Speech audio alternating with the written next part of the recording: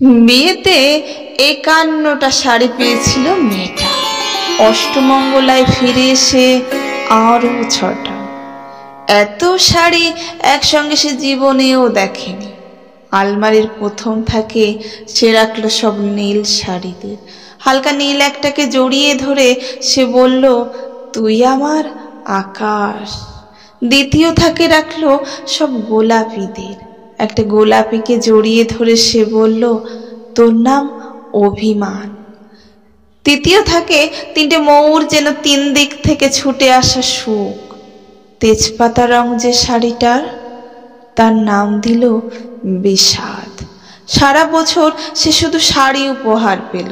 এত শাড়ি সে কি করে এক জীবনে পরবে?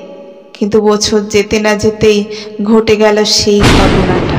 সন্ধ্যের মুখে মেয়েটি বেরিয়েছিল স্বামীর সঙ্গে চাইনিজ খেতে। কাপড়ে মুখ বাঁধা ৩টে ছেলে এসে দাঁড়ালো। স্বামীর তলপেটে ঢুকে গেল ১২ ইঞ্চি। ওপর থেকে নিচ থেকে নেমে ডান দিকে, যাকে বলে এল। পড়ে রইল খাবার।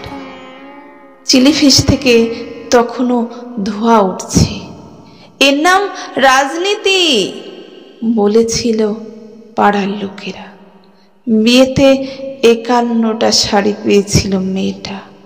অষ্টমঙ্গলায় ফিরে এসে আরো ৬টা।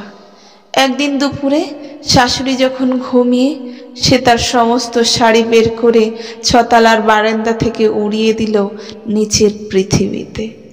শাশুড়ি পরিয়ে দিয়েছে তাকে সাদা থান। ১৯ বছরের একটা মেয়ে, সে একা। কিন্তু সেই থানও এক ঝটকায় খুলে নিল ৩ জন পাড়ার মোড়ে। একটি সদ্য নগ্ন বিধবা মেয়ে দৌড়াচ্ছে আর চিৎকার করছে, বাঁচাও বাঁচাও বাঁচাও। পেছনে ৩ জন।